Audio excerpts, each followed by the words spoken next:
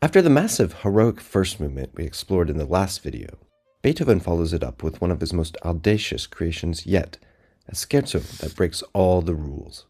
But wait, is it really a scherzo?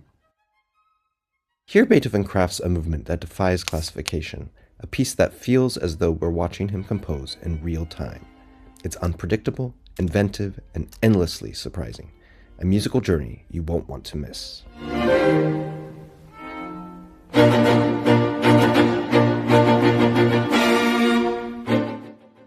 The second movement of Beethoven's String Quartet, Opus 59, No. 1, is a form-defying one.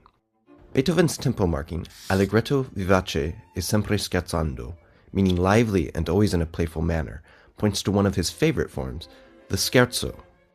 The word scherzo comes from Italian, literally meaning joke, and whilst this movement is not necessarily humorous, it abounds with tricks and surprises. The joke here is that Beethoven is playing on our expectations of what a scherzo should be. To better understand it, let's take a closer look at what the audience, and certainly audiences at the time, would expect from a scherzo. The overall structure of a scherzo follows what we call ternary form, A, B, A. This can be a little confusing because we often refer to the entire movement as the scherzo, when technically that term applies only to one section.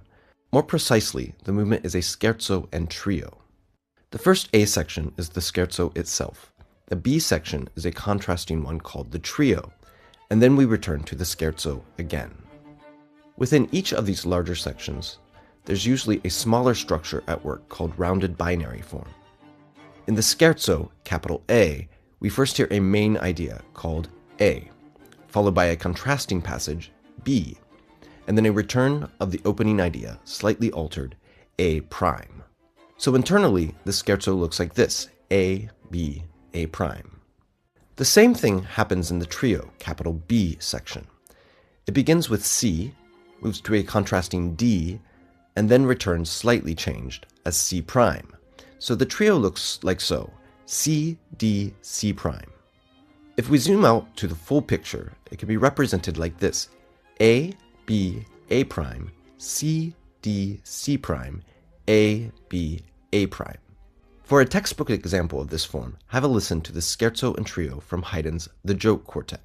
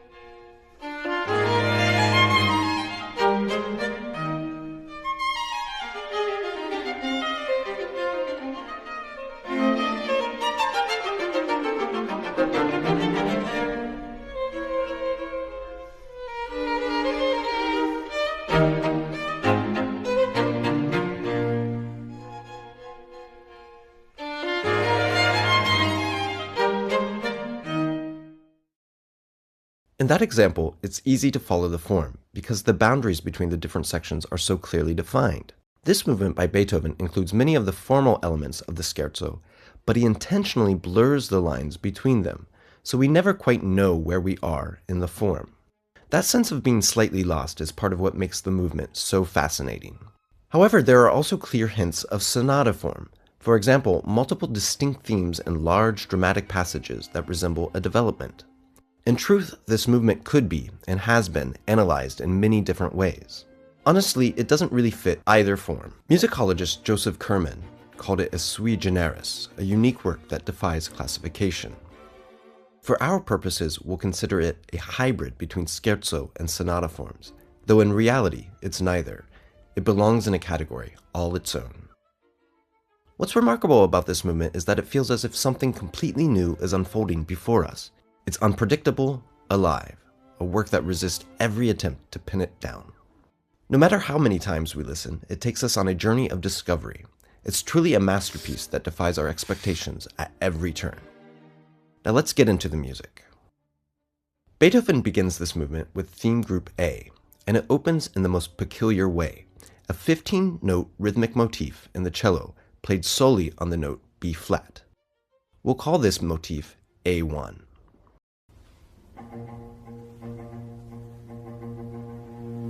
This opening was so strange that the cellist who premiered the work, Bernhard Romberg, reportedly threw the music to the floor and stomped on it when he first saw it. That might seem like an overreaction today, but it tells us just how completely new and shocking this music was in its time. Even now, the movement startles us with its novelty and the way it unfolds unpredictably. This A1 motif will become the most important rhythmic thread of the entire movement. After this bold beginning, each instrument takes a turn responding to the cello's idea. First, the second violin answers with a more melodic line, A2.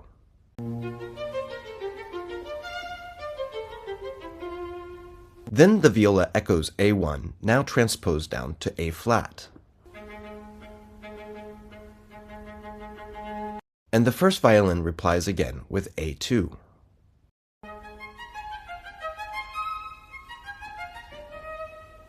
It's unusual, almost conversational, to have all four instruments enter one after another like this. But then they finally come together in unison on the A1 motif, building the first crescendo to forte in the movement.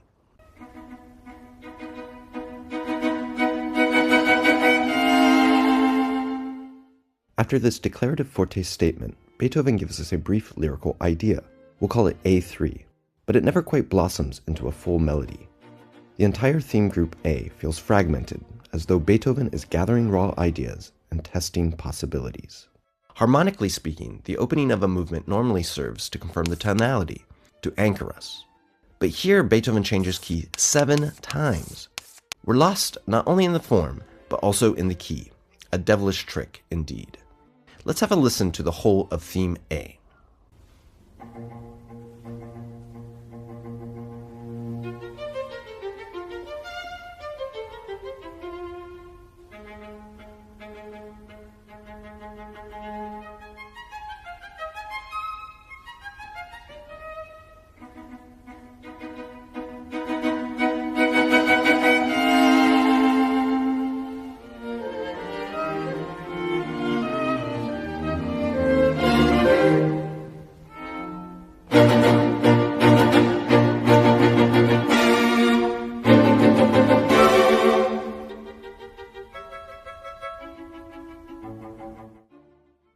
After this disjunct opening, Beethoven finally settles into D minor and launches into theme B, the first fully formed melody so far.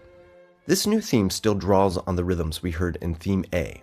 Those same short, insistent rhythms keep reappearing, binding the two sections together. But soon the line begins to unravel. The melody slips into offbeat rhythms, and that familiar sense of instability returns.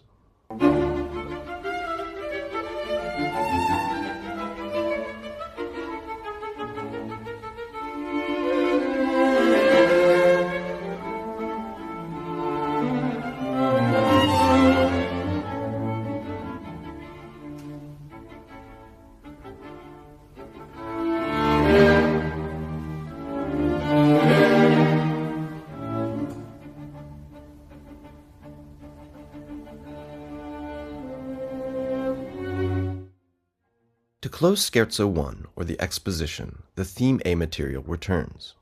At first glance, it seems as though Beethoven is following the familiar Scherzo formula, A, B, A prime. But it's nowhere near a repeat of the opening. In fact, as we soon discover, Beethoven reshapes it completely. It's as if all of the melodic and motivic material we've heard so far is organically evolving into something else. This leads to the most explosive moment of the movement so far. A few details stand out here, features that will become hallmarks of the entire movement. First, the variety of textures. By juxtaposing passages where a single instrument presents a fragment of melody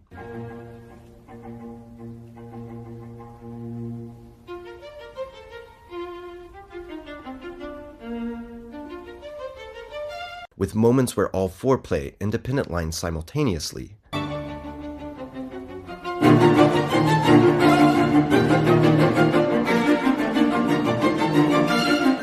Beethoven creates a rich palette of sound, at once satisfying and at times shocking. And second, the sudden bursts of energy, sharp dynamic contrasts that erupt out of nowhere.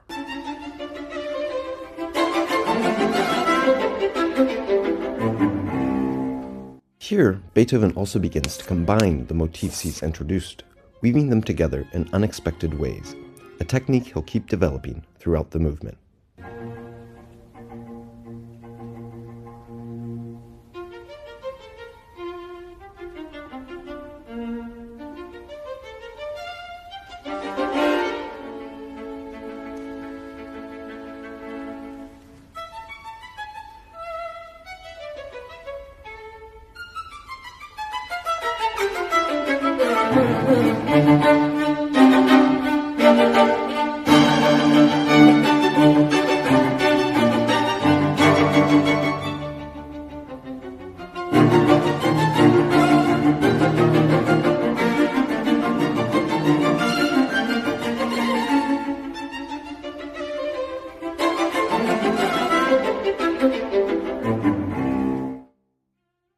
By this point, we're completely lost, both in form and in key.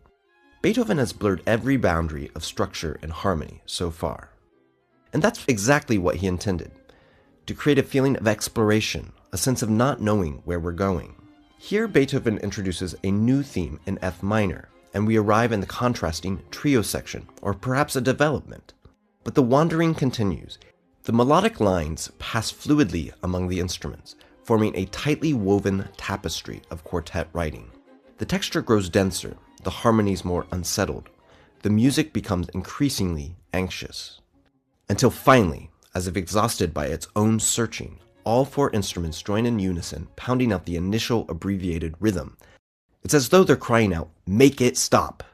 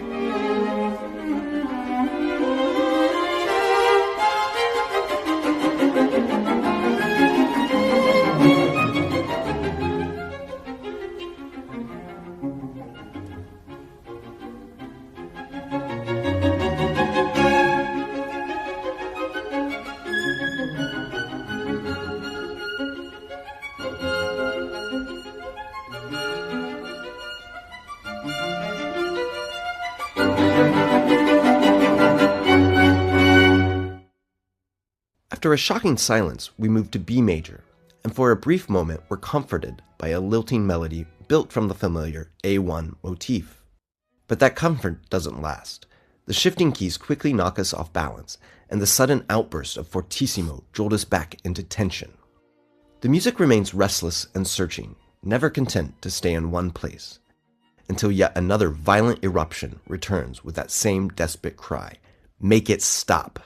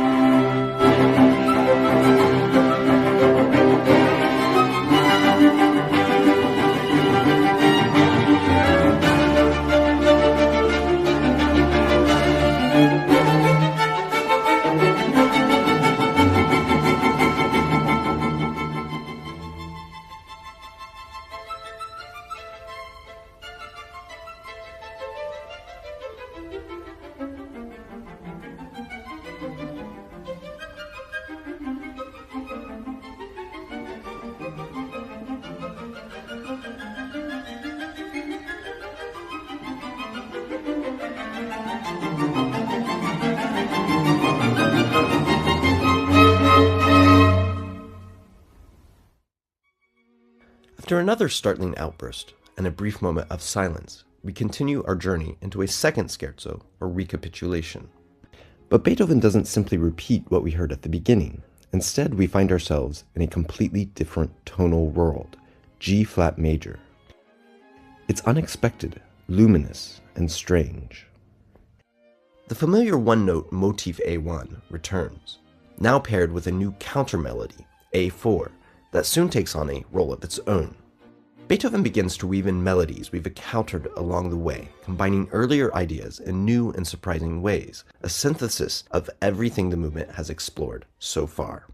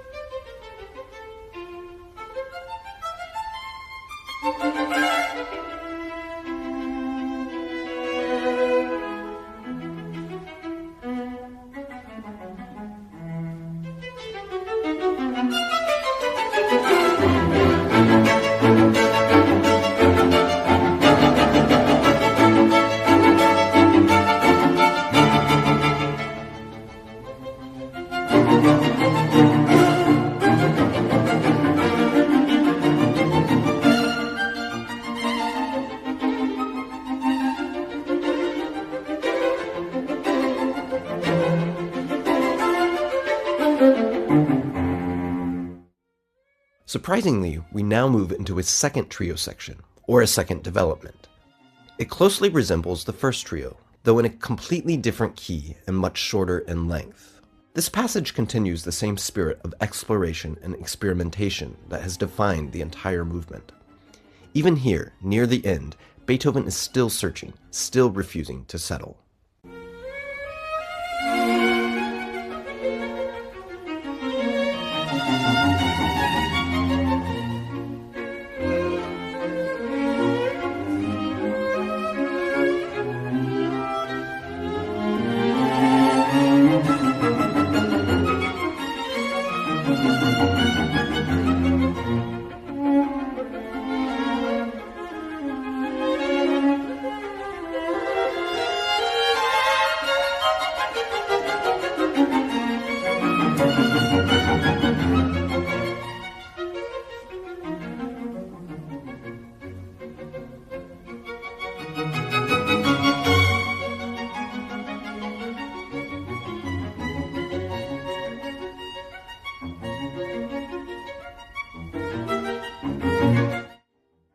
Finally, we feel as though we're reaching the end of the movement. This section functions either as a scherzo da capo or a coda. It begins with running 16th notes in the cello, which each instrument joins in on successively. This not only echoes the shift from sparse to dense textures that Beethoven has explored throughout, but it also builds a tremendous crescendo, carrying us back to our home key of B-flat major. Yet Beethoven still has a few surprises up his sleeve. Right up to the end, we never quite know where we're headed, but what a ride it's been.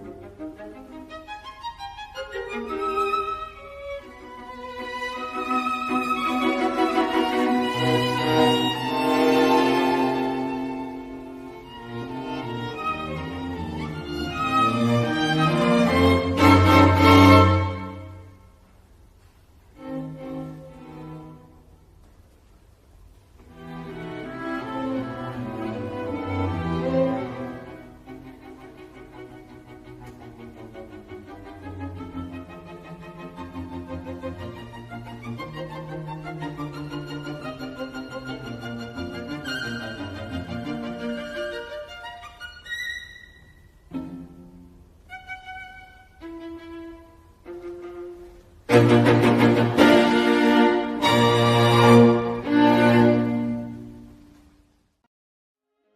movement isn't just Beethoven showing off his structural inventiveness or harmonic daring. He's taken us on an unpredictable roller coaster of emotion and surprise. He creates a journey where we never quite know what's coming next. We're meant to feel lost, and that's the exciting part. All we have to do is sit back and enjoy the ride. Each motif, each unexpected turn, feels like a spark of discovery captured in sound. This is Beethoven at his most playful, most experimental, and most human, reminding us that even when the path isn't clear, the journey itself can be a thrilling adventure.